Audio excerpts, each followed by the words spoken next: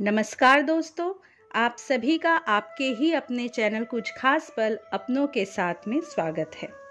आज के वीडियो में हम ये जानेंगे कि राजा जनक ने सीता जी के स्वयंवर के लिए शिव धनुष की ही शर्त क्यों रखी थी। आजकल अयोध्या और राम मंदिर दोनों ही काफी चर्चा में हैं। 22 जनवरी को अयोध्या में श्री राम की प्रतिमा की प्राण प्रतिष्ठा हुई। वैसे तो रामायण का हर एक प्रसंग ही मन को मोहित करने वाला है। राम और सीता की मुलाकात और उनके स्वयंवर से जुड़े कुछ प्रसंग हैं जिनकी जानकारी शायद ही कुछ लोगों को होगी। श्री राम द्वारा तोड़े गए धनुष को लेकर भी कुछ रहस्य बताए गए हैं।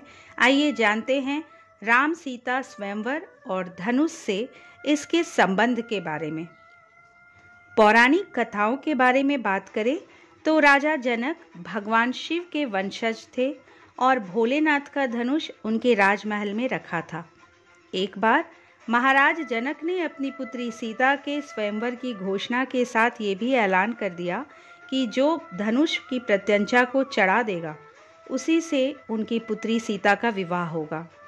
शिव धनुष कोई साधारण धनुष नहीं था, बल्कि उस काल का ब्रह्मास्त्र था।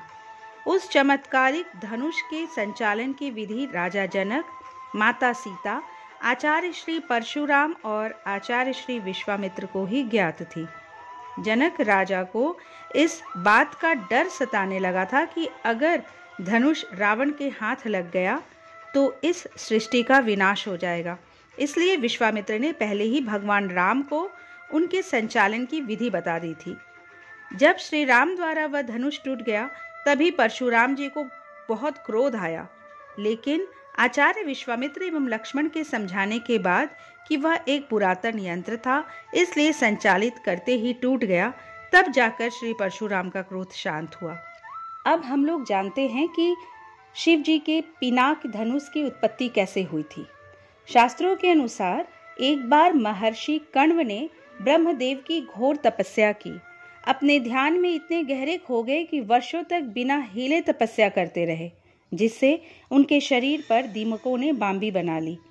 उस बांबी पर बांस का एक पेड़ उगाया जो साधारण नहीं था। ब्रह्मदेव ने महर्षि कण्व की तपस्या से खुश होकर उन्हें उनके मन चाहे वरदान प्रदान किए और उस बांस को भगवान विश्वकर्मा को दे दिए। इनसे विश्वकर्मा जी ने 2 शक्तिशाली धनुष शारंग और पिनाक बनाए, जिसमें से श्री हरि विष्णु को उन्होंने शारंग और भगवान शिव को पिनाक धनुष प्रदान किया। भगवान शिव ने इस धनुष को त्रिपुरासुर को मारने में उपयोग किया और देवों को सौंप दिया। जब देवों का समय खत्म हुआ तो देवों ने यह धनुष राजा जनक के पूर्वज देवरात को सौंप दिया। शिव जी का वह धनुष उन्हीं की धरोहर स्वरूप जनक जी के पास सुरक्षित था। इस शिव धनुष को उठाने की क्षमता कोई नहीं रखता था। एक बार देवी सीता जी ने इस धनुष को उठा लिया था, जिससे प्रभावित होकर जनक जी ने ये सोचा कि ये कोई साधारण कन्या नहीं है, अतः जो भी इससे विवाह करेगा वह भी साधारण पुरुष नहीं होना चाहिए। इसीलिए जनक जी ने सीता जी के स्वयंवर का आयोजन किया था और ये शर्त रखी थी कि जो कोई भी इस शिव धनुष को उठाकर तोड़ेगा, सीता जी उसी से विवाह करेंगी। उस सभा में भगवान श्री राम ने अंततः शिव धनुष तोड़कर सीता जी से विवाह किया था। दोस्तों, उम्मीद है इस वीडियो की जानकारी आपको अच्छी लगी होगी। यदि अच्छी लगी हो तो प्लीज़ इसे लाइक कर दीजिएगा, अपने जानने वालों में इसे शेयर कीजिएगा और अगर अब तक आपने इस चैनल को सब्सक्राइब नहीं किया तो प्लीज़ सब्सक्राइब कर लीजिए। अगली बार एक नए वीडियो के साथ आपसे फिर मिलूंगी। जय श्री राम।